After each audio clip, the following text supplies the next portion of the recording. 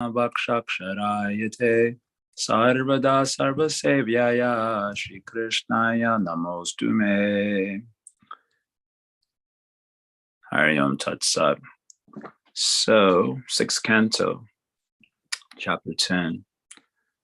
The Lord has given instructions to the Devatas how to kill Vitrasura. He's instructed him to go to the sage Didichi. His body is infused with the Narayan Kavacha mantra. And so if you can take his bones, one thunderbolt can be fashioned by Vishwakarma, and then that thunderbolt can be used to kill Vitrasura. That was the final statements the Lord spoke to them. And then he disappears. So what happens after that? That is where we're at here in chapter 10. Pull it up, excuse me.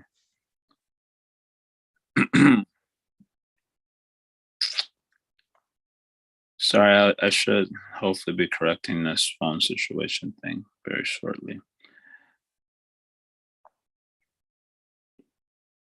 Okie dokie. So verse 1, chapter 10. Indramevam samadhisha bhagavan vishwabhavatam pashantam animeshayanam tatraivan tardadhe hari.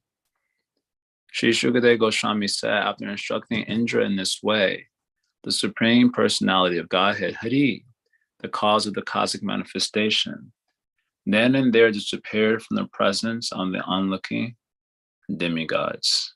So there are no commentary here. And I go to the next verse. Tatabi achito devair rishira tarvano mahan modamana ubhaya chedham prahasan iva bharata.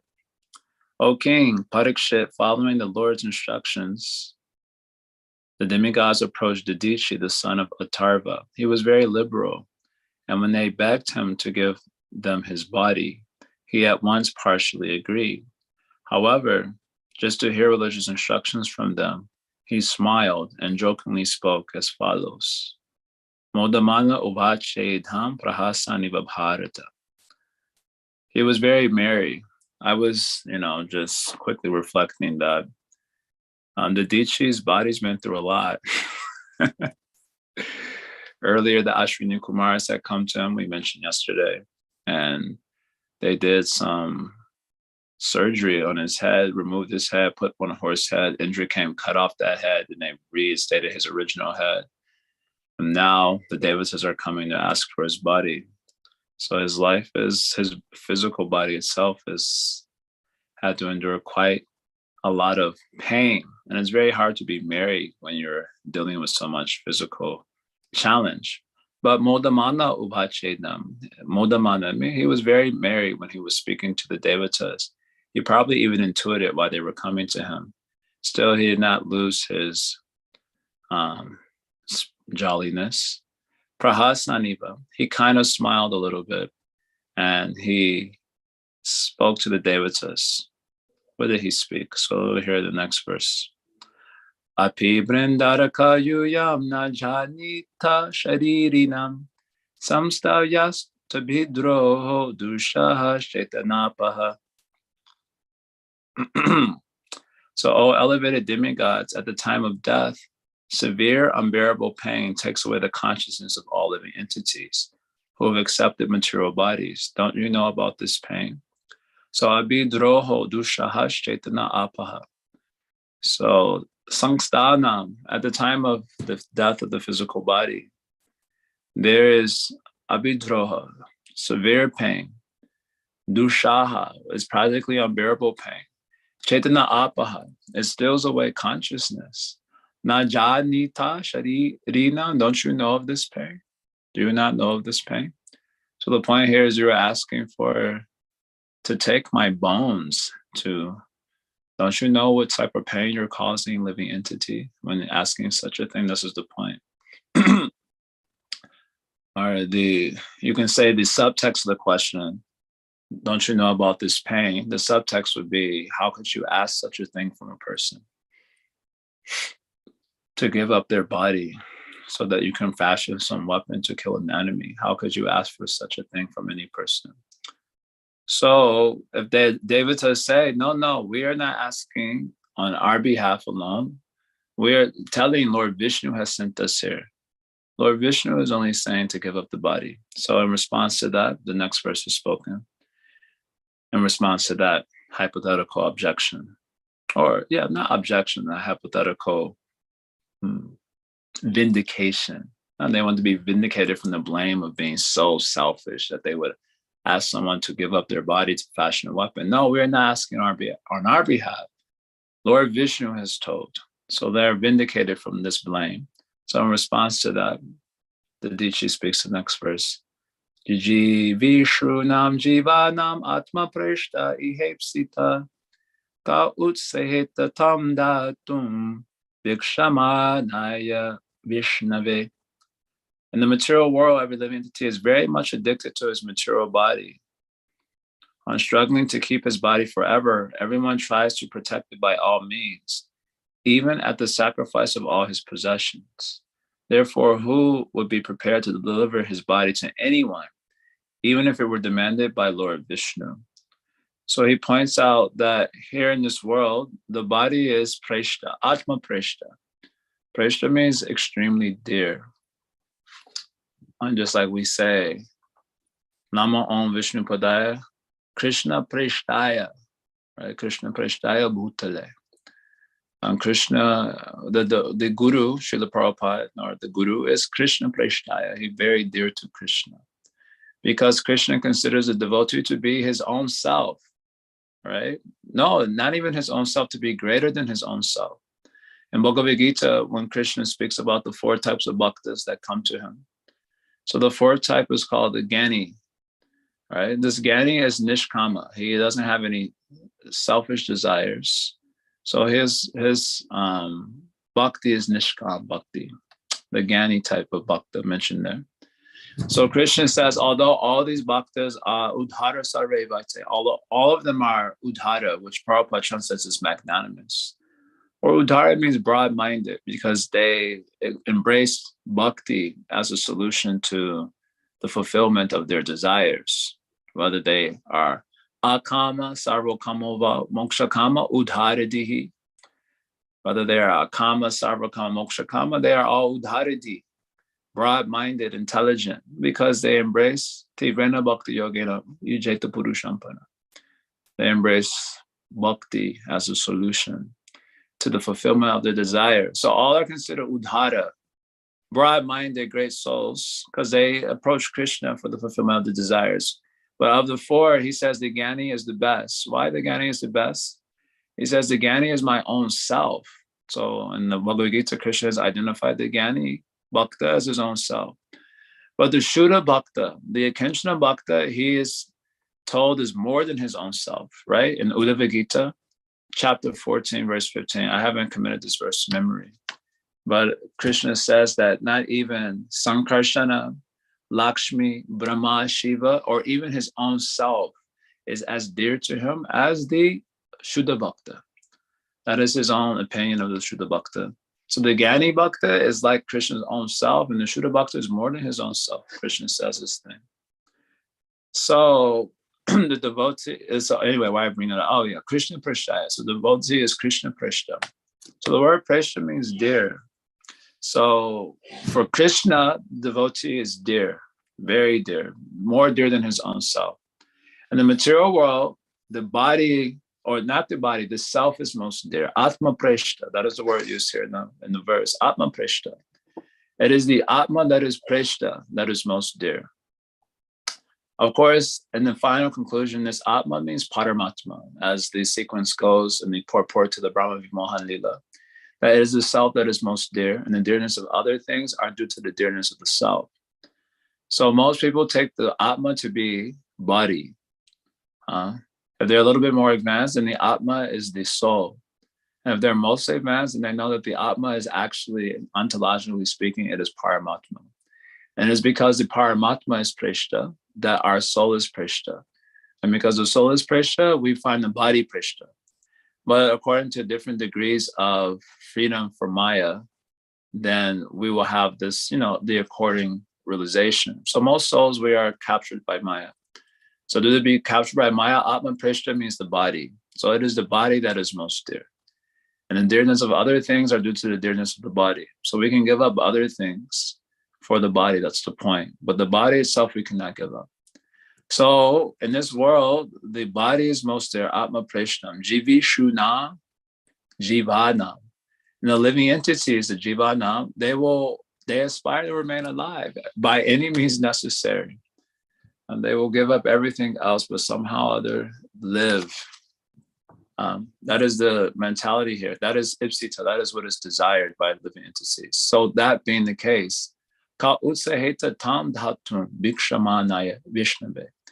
even if Vishnu is begging for the body, who is that person in this world that can bear to give it up? That is a question. So long as our consciousness is delimited by Maya, and we take the body to be the self. Yasyatma buddhi kunapetu dhatuke swadi kalatradishu bhama egyadi. Now tirtu buddhi salilena kariche janeshu abigeshu saiva gokara. Atmadi swadi egyadi tirtadhi. Tirtu buddhi. These are 4 types of life orientations or conceptual orientation. Our conceptual orientation of the self is limited to the body. Our conceptual orientation of what is dear is limited to what is close to the body, like wife, children, wealth, and so on. Our conception of what is worshipable is limited to earthen deities, like the devatas or the Hollywood musicians and whatever, scientists and politicians and so on. And our conception of what is sacred is limited to a river. So our life conceptions are limited to these 4 objects, and it doesn't extend to include the sadhu. Then Krishna is telling the sages at Kurukshetra that such a person should be considered no better than a cow or ass. In fact, he is worse than a cow or ass. And Krishna has told this to the sages. So naturally, even ontologically speaking, we will find the body dear. That is not necessarily the end of us, but it should extend to include sadhu, and it should extend even further to include Krishna. He is ultimately the Prishta. But as long as you think the body is Prishta, then you will, by any means necessary, do whatever it takes to keep it alive. So who can give up, who can depart with such a dear object, even if Krishna himself is asked? Consciousness is delimited to think that the Atma is Prishta, and the Atma means body here. Then who is that person that can depart? Try to understand it by thinking of the converse. For those whose consciousness isn't delimited by Maya, and Prishta means all the way up to Krishna. Atma Prishta means the Atma is actually Krishna. He is actually the Prishta. Then is it possible for someone who has realized that Atma Prishta, is it possible for them to give him up? No. Aharitukya pratiyata yayatma suprasidati. Apratiyata means that when you discover this love specifically, because it's talking about Savaya Pumsampuro Dharma Yoto Bhakti Radokshite. If you discover this bhakti for Krishna, discover is perhaps not the most precise word, but once the manifestation of that bhakti comes in you, then apratiyata, there is nothing more blissful than this bhakti. There is nothing more painful than separation from this bhakti. And for these 2 reasons, there's nothing that can interrupt the flow of this bhakti. These 3 things, many of them were apratiyata. We learned this over the weekend very nicely. It's from Bhakti Sundar. So apratiyata means, number 1, nothing more blissful. So there's nothing that is more joyful that will cause you to give up the bhakti. Otherwise, bhakti will be interrupted, right? You're doing bhakti and you find something more pleasing than that, so then you will stop the bhakti. There's nothing more painful than separation from the bhakti. Not even death. Prahlad Maharaj was threatened with death. Haridas Thakur was threatened with death.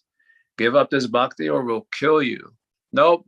being separated from bhakti will be more painful than death itself. So give me death. I would not be able to give up this bhakti. For this reason, it also remains interrupted. Otherwise, if there is something you imagine to be more painful than separation from bhakti, then you will stop bhakti also if those circumstances were to arise. For example, being threatened with death. You stop chanting or we'll kill you. So you imagine death to be worse than separation from bhakti. So you give up bhakti. No, the one who has really experiencing bhakti, there's nothing worse than separation from it. So they cannot give it up. And therefore, this bhakti is uninterrupted. It constantly flows. Nothing can obstruct it. No obstacle. No, even Krishna himself making it appear that he doesn't love his bhaktas, even if he mistreats them. Ashli shava padaratam punashramam adarshana marma hatam kurotuva. As Sri Chaitanya Mahaprabhu is telling, he may embrace me, step on me, handle me roughly by his embrace. He may neglect me even. In all cases, I know only the Lord is my pranana. That means there's nothing that can interrupt this. No obstacle can stop it. This is apratiyata. This is bhakti proper. So those who realize Krishna as the Prishta, he is Atma Prishta. Then how is it possible for them to give up that Krishna for anything? That's the point I'm making. So take that same intensity that comes with Krishna, the realization of Krishna as Atma Prishta, and reverse it. Now the body is the Prishta. The body is Atma Prishta. So how can anyone give that up thinking that the body is the Prishta?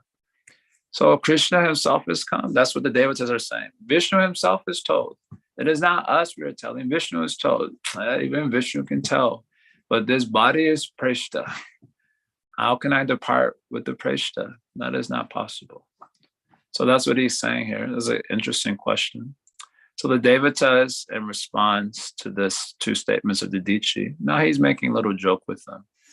He wants to hear them speak about Dharma, apparently. So the Devas first replies the next verse. Kim nu tadushta jam brahmam pungsam bhutanukampinam bhavat vidhana mahatam punya shloke dyakarmanam. The demigods reply, O exalted Brahmana, pious persons like you, whose activities are praiseworthy, are very kind and affectionate to people in general. What can't such pious souls give for the benefit of others? They can give everything, including their bodies. So they kind of butter them up a little bit. Punya shloka idya karmana. So your activities are praised by great souls. Punya shloka. Those souls who are glorified for their pious activities, they praise your activities. And Mahatam, you are a Mahatma. Mahatma nastumam partam daivam pakritamashita. You're a great soul. And as such, you are Bhuta Anukampina. So Bhuta Anukampina means you have deep compassion for the Bhutas, for the living entities in this world. Compassion meaning, you're able to feel the suffering of others. You're able to, you take the suffering of others to be your own suffering. This is called compassion. When others are happy, then you are happy. When others are distressed, you feel distress. There's the meaning of compassion. So you're Bhuta Anukampina. Due to your greatness, due to your greatness, which is glorified by pious souls, you are Bhuta Anukampina. So as such, Kim Nuta Duste Jam Brahma. What is difficult for such a person like you to do? That's the question they're asking. Such a person who feels this deep compassion in their heart, they can give up everything, even their body, out of the need for showing compassion to the souls. Just as Sri Chaitanya Mahaprabhu, he gave up all the residents of Navadvip. They were dearest to his own life. How is it possible to do such a thing? At least ostensibly, the Bahiranga Vichara is that Mahaprabhu wanted to show compassion to the whole universe by the distribution of prema. As Kaviraj Goswami informs us in the Chaitanya Charitamrita, that without this prema, which is meant Rajabhava specifically, then the whole existence of the universe is without meaning. This is in the estimation of Krishna himself, that if souls do not have this sadhya bhakti, then there is actually no meaning to their existence in this world. So God is a distributor of artha, the true meaning of life. And so to give opportunity, he, out of compassion for souls who are so much impoverished by not being connected to this true meaning, he is, Dangor Lila is there. He's the distribution of prema. But in order to do that distribution of prema, he had to suffer a great calamity. And what was that calamity? Departing from the residence of Navadvipa, where his dearest is life. The whole scene is quite dramatic in the Chaitanya Bhagavatam. So how he was able to tolerate? Because he is Bhuta Anukampina. Prabhupada will bring this up in just a minute in another purport, so we brought it up here. So what is difficult for such souls to do? They can tolerate any difficulty. I was also reminded of Vasudeva when he brings the first son to Kamsa to be killed. So many moral questions are brought up. How could he do this? How could he,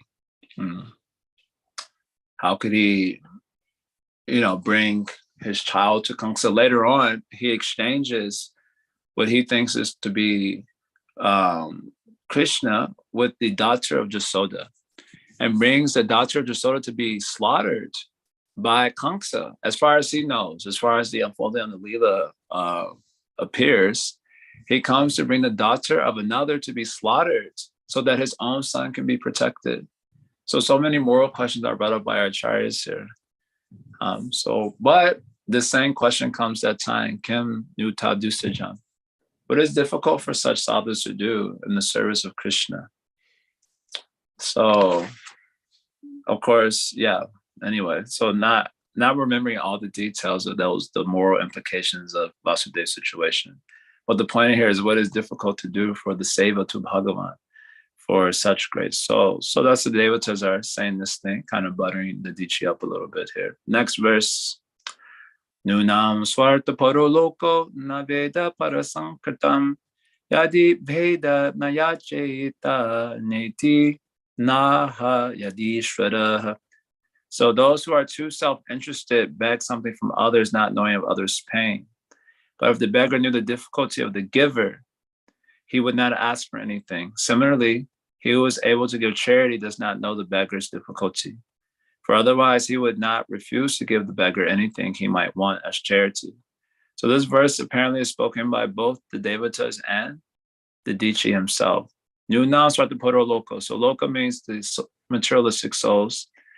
Swartaparo. So they're interested only in their own gratification. Naturally, this is ontologically inescapable. Everyone is, Atma is Prishta. So according to how far your understanding of Atma reaches, then that is Prishta. So most souls, their self-conception, Yasyatma Buddhi Kuna Petru Dhatu Ke, centered squarely on the body.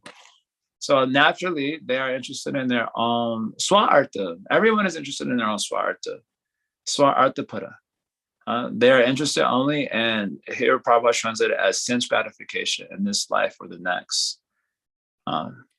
Swartha. Swartha means self-interest. So that is basically the meaning there. So again, who is the self? So that depends on how deep your consciousness is freed from or delimited by Maya. So for most souls in this world, they're in Maya deeply. So Swartha means sense gratification because the body is there. They want to please the sins of the body. So those who are Swartha-para, na Veda para sankantam, they do not know the pain of others. Para sankantam, para sankata, dilemma. Para means others. They do not know the pain of others. That is natural when you are kind of like stuck or sunk into the quicksand of like Atma Preshta, myopic absorption, just like the the horses, they put the, what do you call it? The blinders in the horses. So that, because when you're racing, the horses have a tendency to look hither and thither. So they'll get off path. So they put blinders on the horses so they can only see straight ahead and stay focused on the race. So we're like that. The blinders are on and we stay focused on ourselves in all conditions in life. Even when someone's talking to us, we are very focused on ourselves only. That's why as soon as we get an opportunity, oh yeah, I know what you're talking about, and then let me tell my story, for example. So everyone is myopic in this way, very much self-centered, naturally. So as a result of such myopia, we do not know the pain of others. It's very hard to understand. Even when we try to understand the pain of others, we have an ontological barrier that makes it very difficult to do so. In other words, even when we try to empathize with others, as I mentioned many times in these classes, empathy is basically us imposing our own experience of something that sounds similar to what we're hearing onto the person, and then saying, I empathize with you. But essentially, we empathize with ourselves.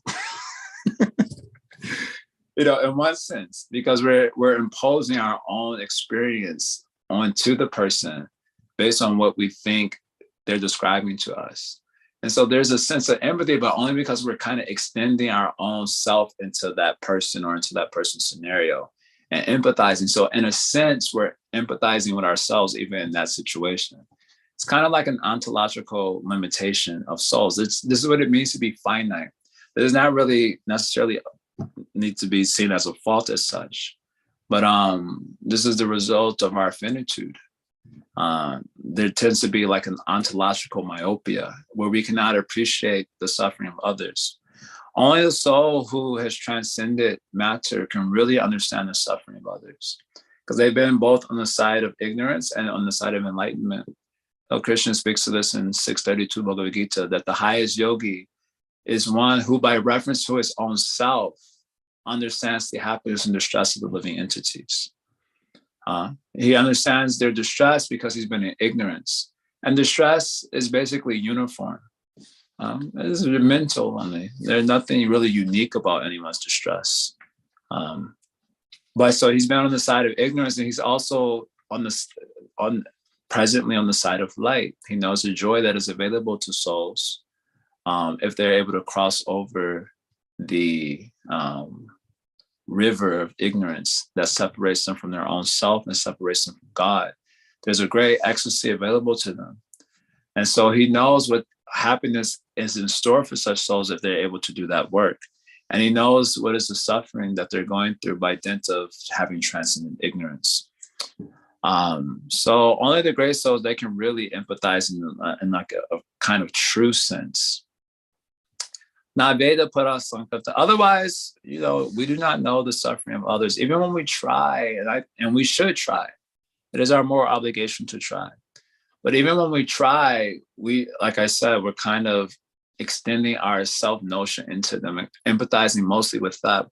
That's why oftentimes it can be seen that souls still feel alone, even when they reveal their hearts to others, and others try to comfort them by giving their wisdom, based on basically what will comfort us or comfort them. We try to comfort someone, and a person may still come out of that feeling quite alone. That's a fact. We in this way, the souls, we struggle alone. I've spoken about this many times in these discussions. So those who are swa-arthapada, self-interested, interested only in sense gratification, na-veda pada sankartam, they do not know the pain of others. Yadi Veda, if they knew the pain of others. So here it says nayachita, they would not ask. So that means here, this is the Dichi speaking to the Devatas. If you knew the pain of others, in other words, if you knew my pain of having to give up the body, then you would not ask for the body. But because you are self-interested and you do not know the pain of others, therefore you are asking. So this phrase is spoken by the Dichi. And yadi Veda means if they knew, neti nata yad ishara. So here, this last line is saying that if a person can give charity, so like the Disha, you can give the charity of your body. You do not know the pain of others because you are self-interested. If you knew the pain of others and you were able to give charity, then you would not fail to give charity. But because you do not know the pain of others because of your own self-absorption, you refuse to give. So this part of the phrase is spoken by the Devatas. And this way, the conversation is going on. It's quite interesting. So both of them, in a sense, has a point. Prabhupada and his purport, I just want to read this one part. I've always really loved these purports of Prabhupada in this part of the Bhagavatam. So he says, these are the moral instructions of the Shastra. I just tried to explain it. So Chanakya Pandit says, Sanimite varam tyago vinashe niyate sati. Like this phrase.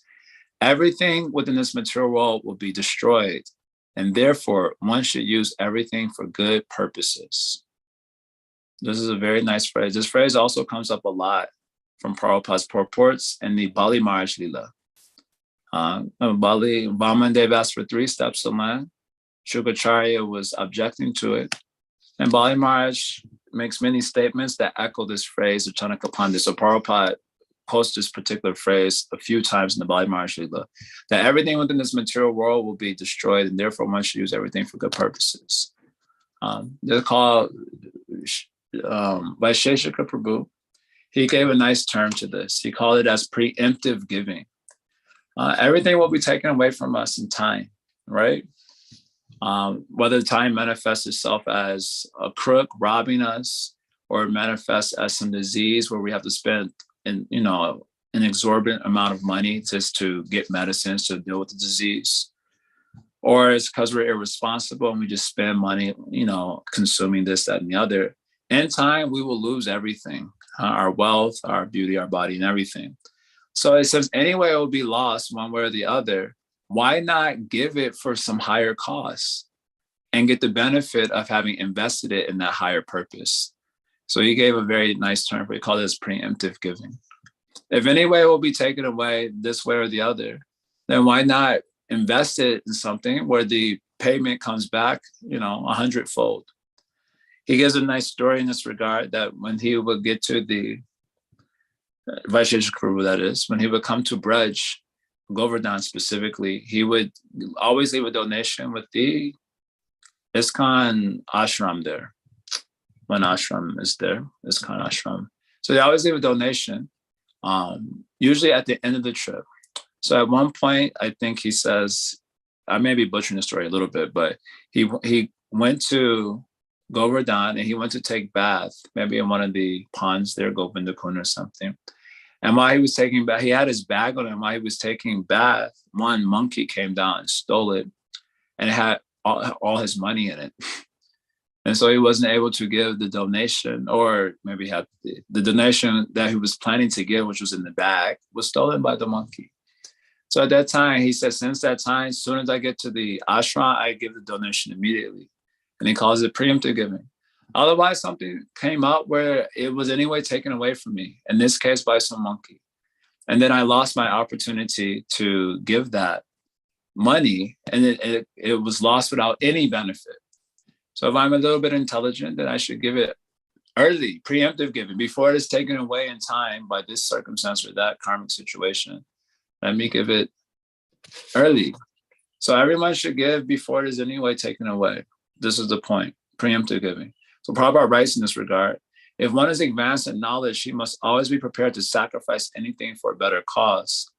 At the present moment, the entire world is in a dangerous position under the spell of a godless civilization.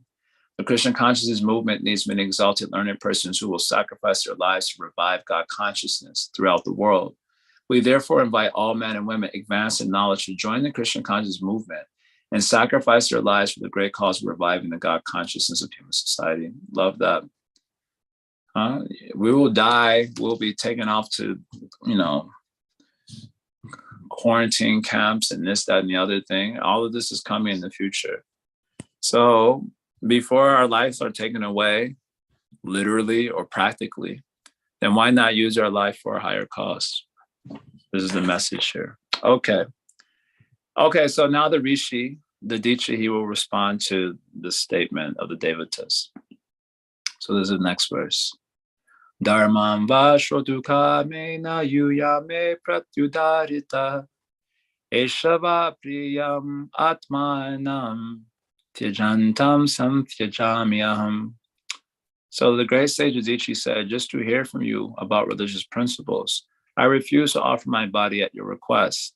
Now, although my body is extremely dear to me, I must give it up for your better purposes, since I know that it will leave me today or tomorrow. Esha va priyam atmanam. So my atma, here taken as body, is priyam. Atma prisha. So we already gave a lot of comment about this. So although this is the case, I will give this body to you. Tyajantam. Why? Because it will anyway give me up. Tyajantam. Tyajantam, Prabhupada translated here is giving me up today or tomorrow. I will give up my body because it will anyway give me up today or tomorrow. So, Santajami aham. So I will give it up. I'll do it first so I can get benefit from that. Just like we sometimes say that here in the earth we have to suffer. That is inevitable. So if you voluntarily embrace suffering, it's called tapasya. And that tapasya means we're using the principle of suffering to our advantage so that we can grow, learn some skill, transform our consciousness, etc.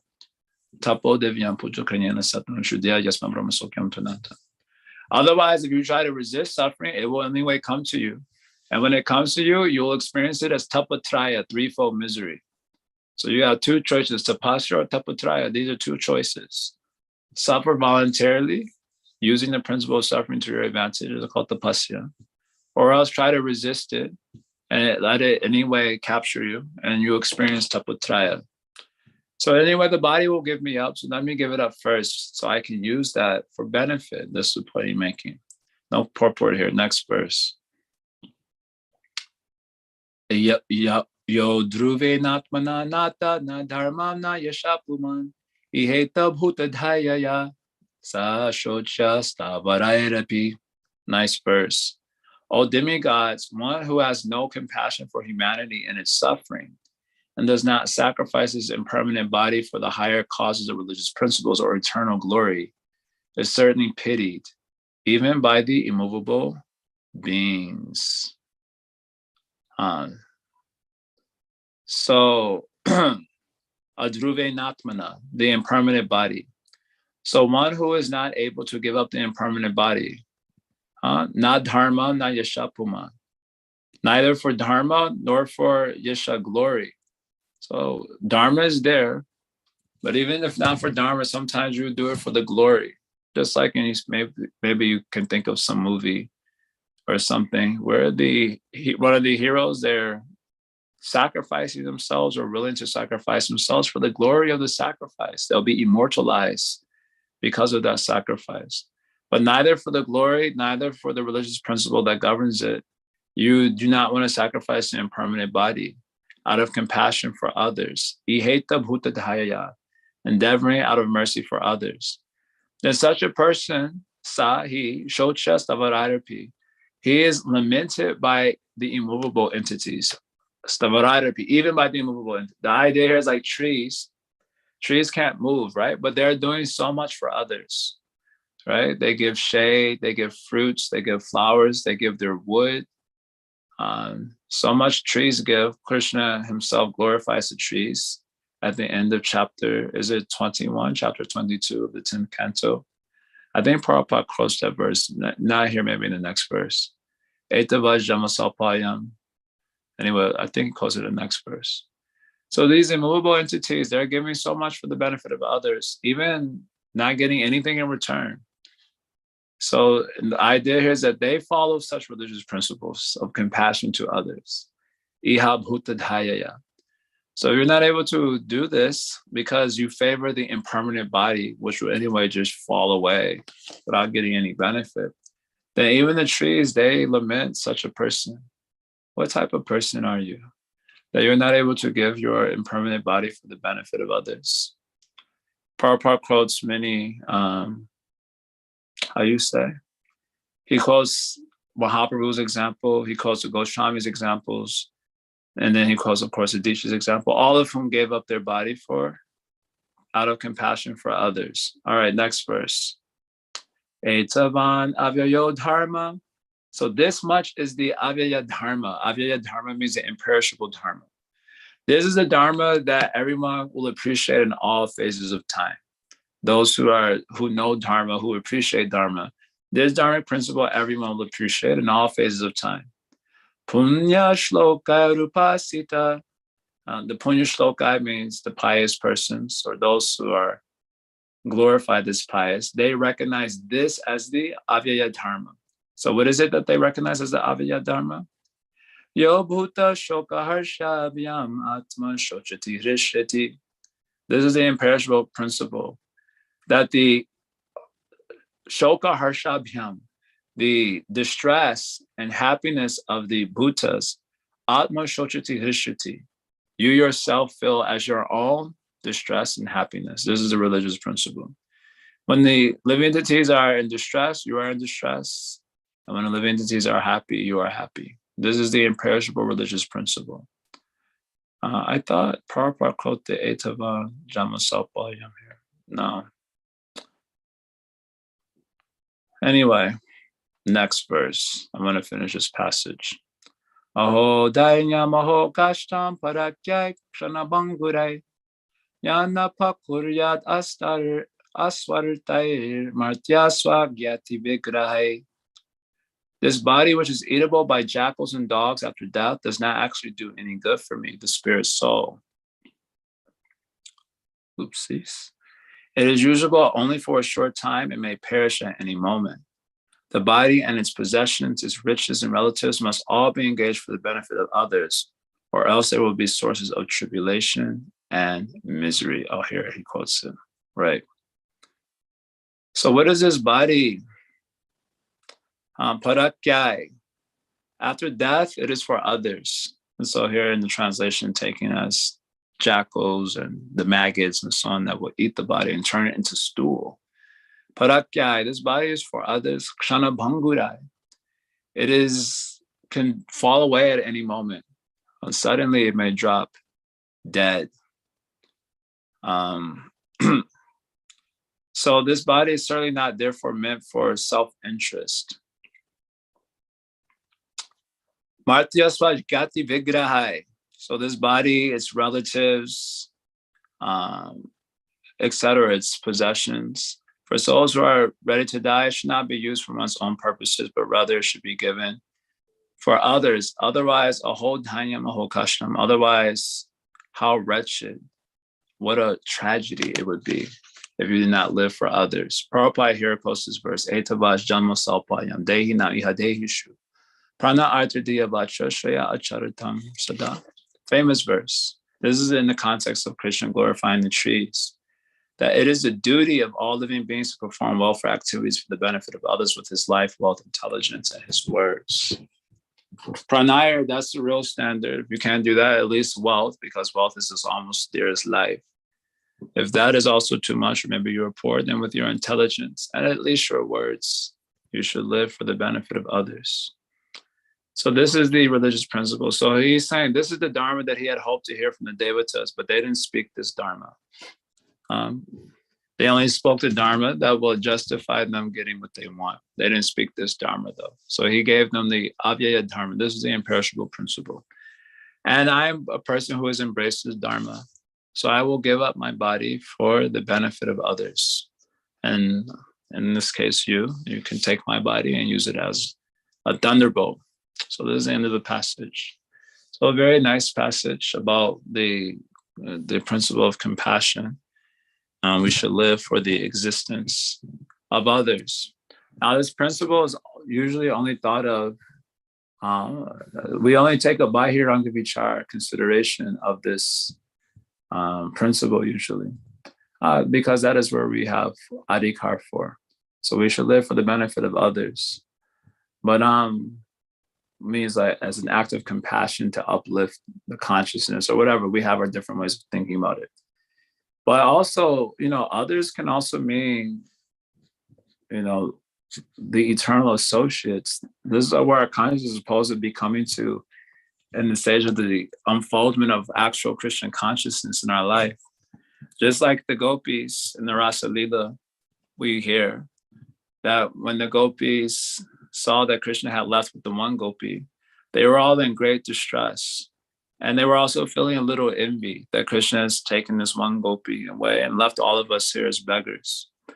And then when they stumbled upon that one gopi, Srimati Radhika, and they saw her pain, then their whole existence became how to remove her pain. They saw that in front of her that our pain is nothing. This description is there in Rasa Lila. You can see it, especially if you read it along with the Acharya's commentary. And they immediately saw that our suffering is nothing before her, seeing her in her state of separation and Mahabhav. And so their whole existence became reconciled to her and how to remove her pain. And so compassion is supposed to go in that direction also. We are living for the existence of others. In this case, the other is the deity of our heart, Shri Radha and Krishna. And we want to expand their happiness. When they are happy, we are happy. And when they are distressed, we are distressed. So this is the ultimate reach of the principle of compassion for Gaudiya Vaishnavas. And you can say, in a sense, we are warmed up to the principle and its application on this domain, the application that we may have adhikar for. How to see the distress and happiness of others as our own, as our very own. And then taking help or using that as a sort of, I'm looking for a proper word, I'm not finding it, like an instrument. That's not the word I'm looking for though. A springboard, that's not the word I'm looking for either. Anyway, you're getting the sense of what I'm trying to say. Using that as this support or leveraging, maybe that's the word I'm looking for, leveraging the realization we get from the empirical application of this principle, leveraging the realization that we get from that to understand, at least in a small way, its application on a super mundane level, where the ultimate other, who is no other at all because he's the self of the self, but is experienced as the deity of our heart, the transcendent other, Radha and Krishna, and applying that principle in relationship to them. So anyway, very, very nice section. This is the imperishable Dharma, leveraging the real happiness and distress is there in the Leelas of Radha and Krishna. And the souls they feel that happiness and distress, and their whole existence is for expanding that happiness and relieving that distress of that transcendent other. And this is the far reach of the imperishable Dharma. And its application here goes similar. We see that the souls are distressed because they are separated from Krishna, or disconnected, so to speak, from Krishna. And their ultimate happiness is to connect to that reality. And so we know the pain of that disconnection, and we know the happiness of that connection. And so we exist to relieve the living entities of the pain of disconnection from God and the joy of union or communion with God. And therefore, we act and to give Krishna consciousness. Of course, this means we have to feel or know our own pain of disconnection, so that we might really be able to have access to the pain of disconnection that other souls see. And in that way, feel moved to reach out and upbuild toward transcendence. Okay, I'm going to stop there, a little bit over time. So anyone wants to say anything? Make any comment, question? Nice little section here. Doesn't look like anything's in the chat box as far as I can tell. Quick question. Just thinking about this idea of, acting for others and ultimately, acting for the pleasure of Krishna. I feel like I've asked this question like a different way in the past, but I'm thinking of like this like Bhajan Anandi versus Ghosty Anandi debate, and is one more pleasing to Krishna than the other? Is it more pleasing to bring others into the service of Krishna, or is it more pleasing to try to serve Krishna directly yourself, and maybe, by peripheral helping others come in? I don't know. Do you have any thoughts on that? My thoughts on it is that it's two sides of the same dynamic. First of all, without experiencing the joy of Sevananda, what is it that you're inviting others to? So in one sense, you can say what gets the engine or going is the first experience ourselves. The nature, I've said this before, the nature of happiness is that you want to invite others into it, even in the mundane sense. When people are like drinking and acting a fool and they have some sense of happiness, then the tendency is often to invite others to participate. Oh, you also drink and you also come into this. It's kind of the nature of happiness itself. So without experiencing the happiness of Sevananda, what is it that you're inviting others to in the name of preaching? I always have this image of us in the Kirtan ashram in New York. And we would always joke about this when we would go, we were doing 6 hours every day.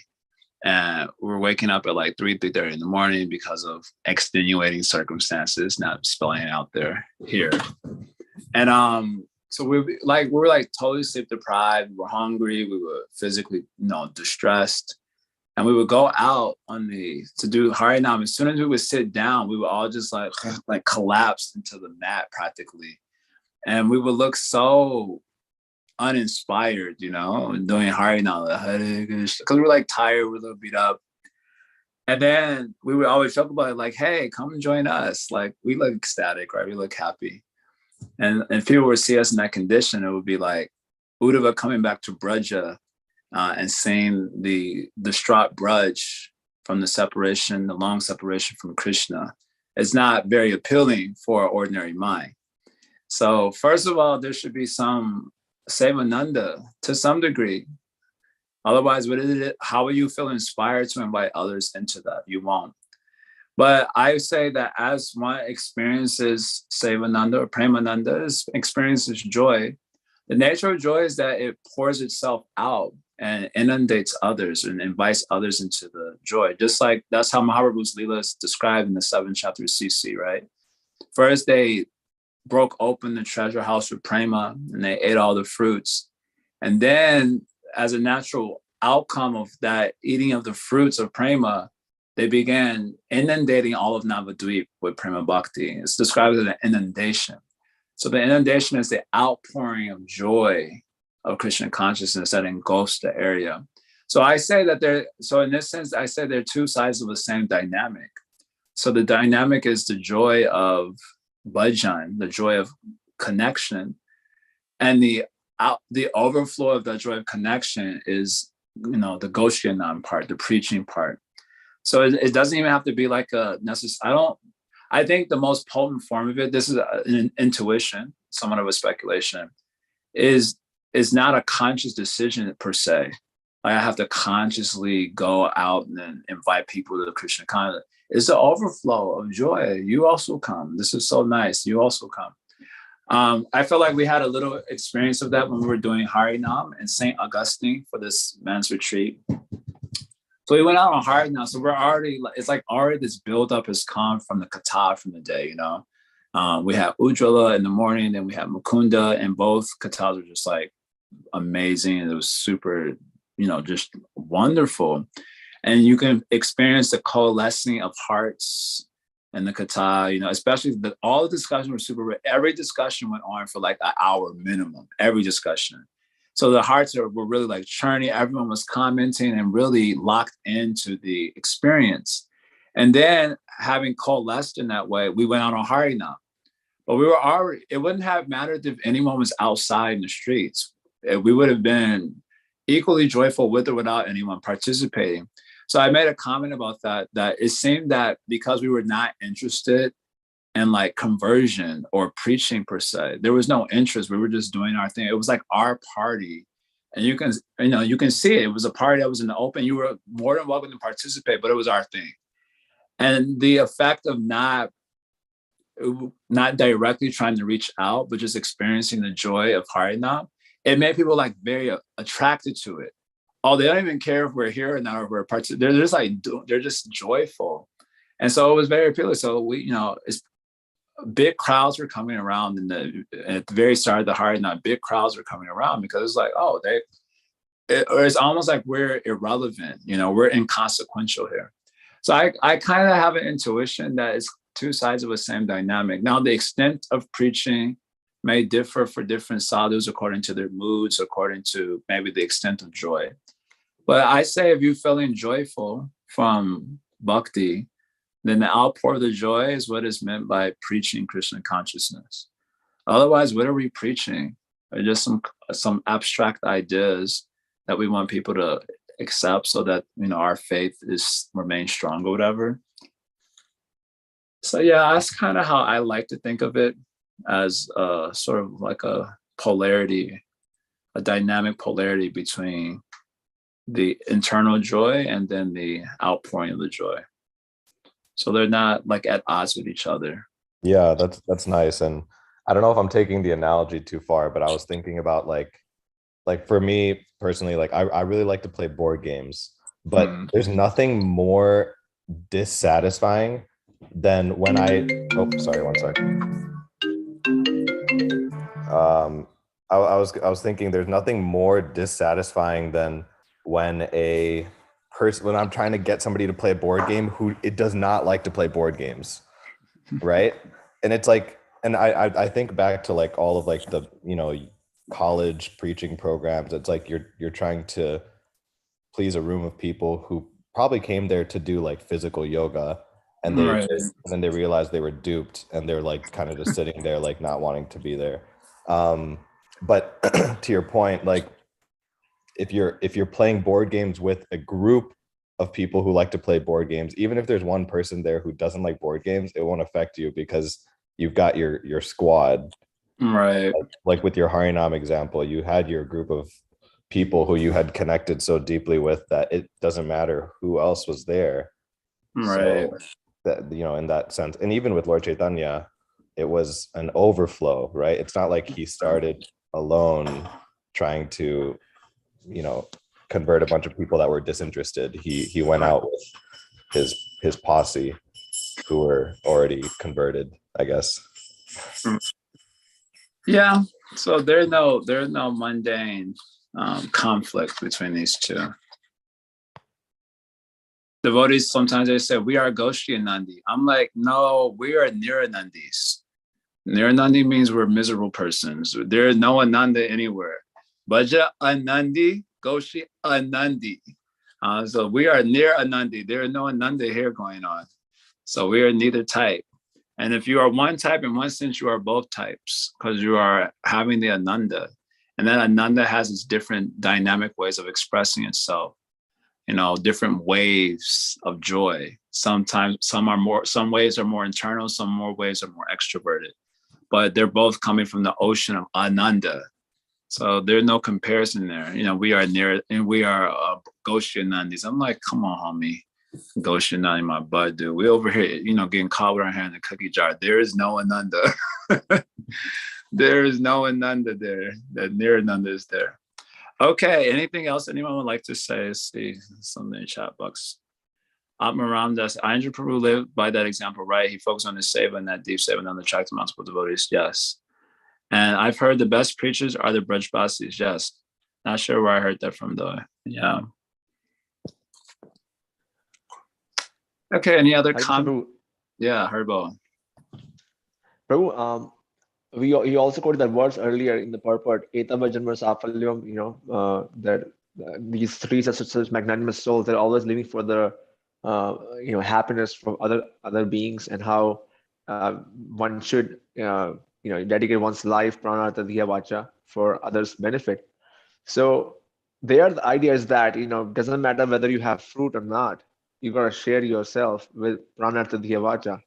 So how do you connect to that verse from Lord Krishna himself. Because what he's saying is there's that no matter what, one should live for the purpose of others' benefit, even if it means dying. Hmm. Isn't What that what would be the other option? Just living for yourself, I guess, right? Living only for yourself.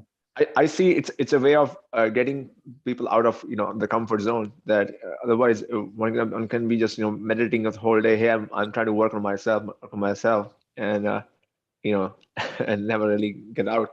I think I see that's why there is so much focus by Prabhupada on preaching, because it just gets us out of our comfort zone, which we can easily put ourselves in a cocoon. I got to read this, and then I may be able to speak something about Krishna. Yeah. So you're speaking of you're speaking to the idea of like acts of compassion as a sort of duty. Whether whether I'm experiencing anything or not is inconsequential. But acting for others as a form of we have duty. sadhana for eternal practice, similarly. Yeah, or as a regulative practice.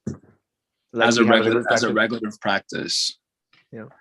Yeah, that's an interesting idea. I mean, the whole culture of the Vedas, as we hear about, at least from books like Bhagavad Gita or Bhagavatam, is based on the principle of yajna, which in the word yajna, one of the meanings of the word yajna is offering.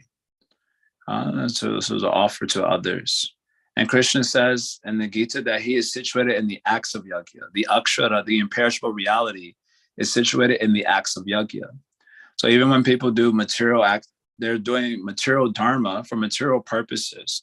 But in order to accomplish that material dharma, they have to do acts of yajna. And Krishna says that he is situated even in those acts that are done for material dharma. It is the yajna that allows for the fruits of those activities to, blossom or to bear. It is the presence of God.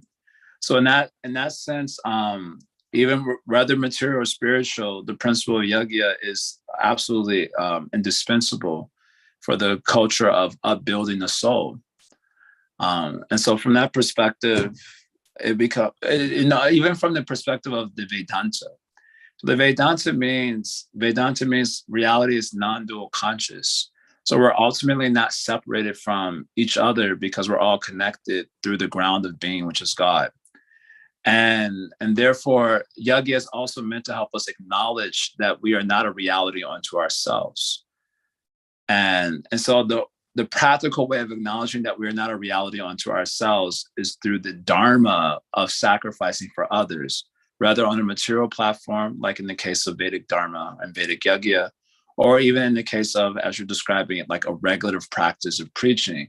It has helped us to acknowledge that we are not a reality unto ourselves, a separate entity, seeing a separate world with separate interests and living therefore only for ourselves, which is kind of which leads to the destruction of the soul. So I appreciate the idea of how you're articulating it, like a regulative practice of, compassion, a regulative practice of yajna, living for others or following the instruction of guru so we don't live for ourselves. Now, I don't know if, so having said that, sometimes we've seen in our particular culture, let me say it in this way.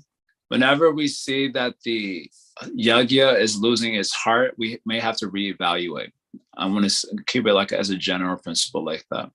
So sometimes we've seen college programs die down, and somehow we just keep them going even though there's no life in them. We've seen book distribution, just going out, book distribution, doing the yajna, doing what I'm supposed to do, but there's nothing happening internally.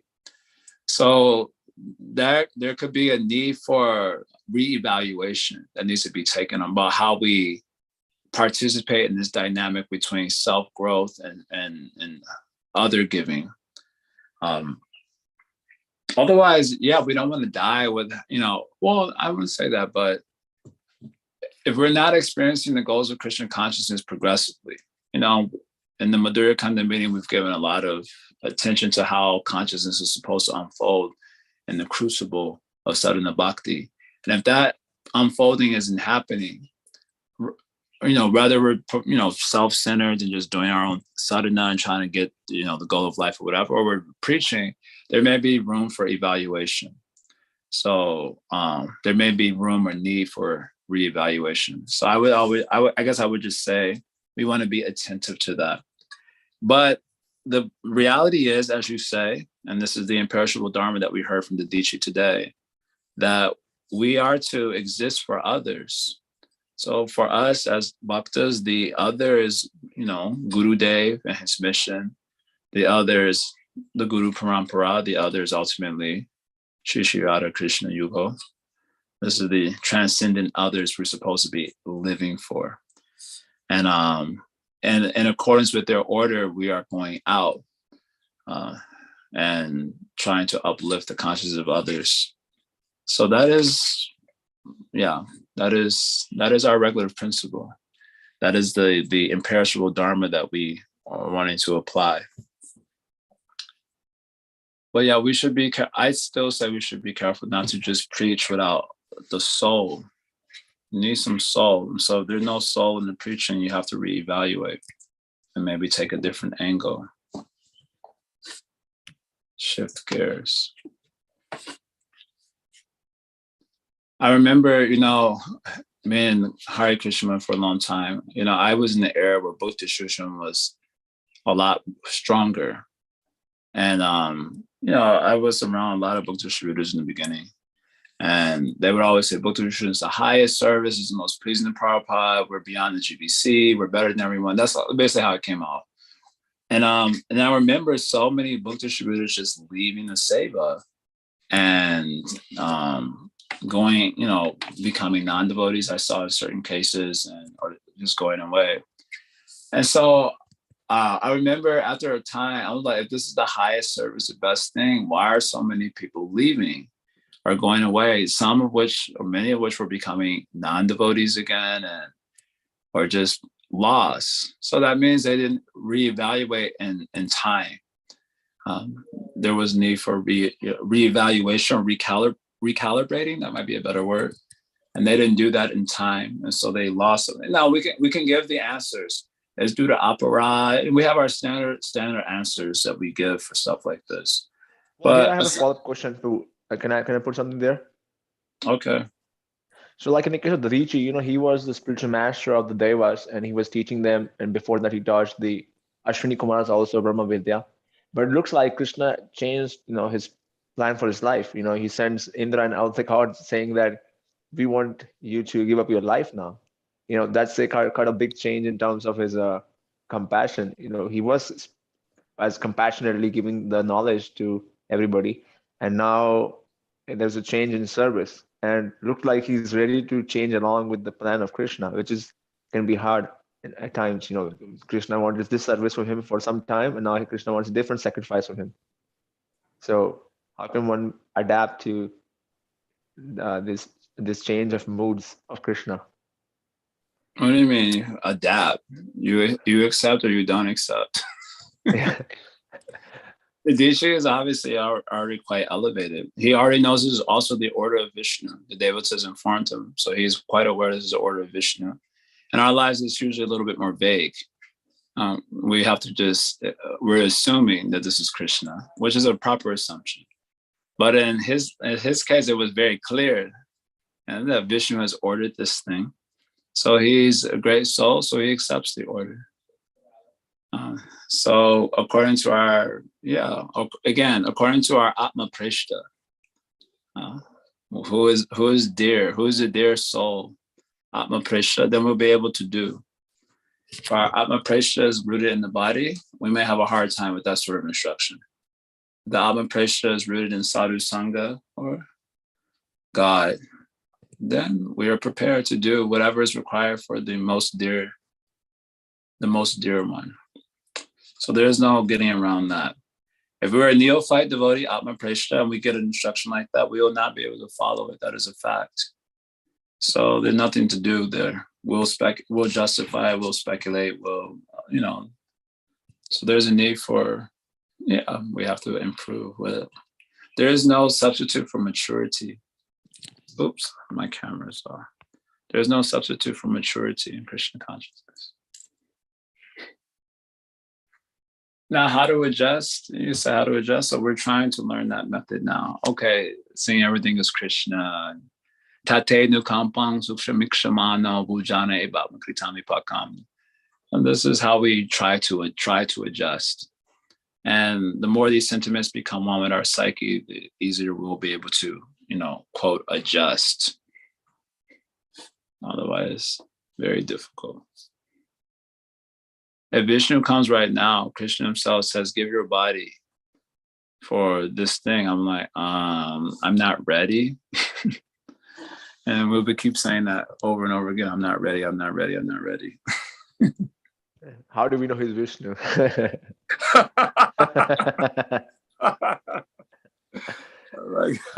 You mind lifting the mountain next to us? Hare Krishna. Right. That's a clever excuse there. Okay. Thank you, Prabhu. Shall we skedaddle, and we'll continue tomorrow the story. All right. Tat Sat. Thanks a lot. Srimad Bhagavatam ki Jaya.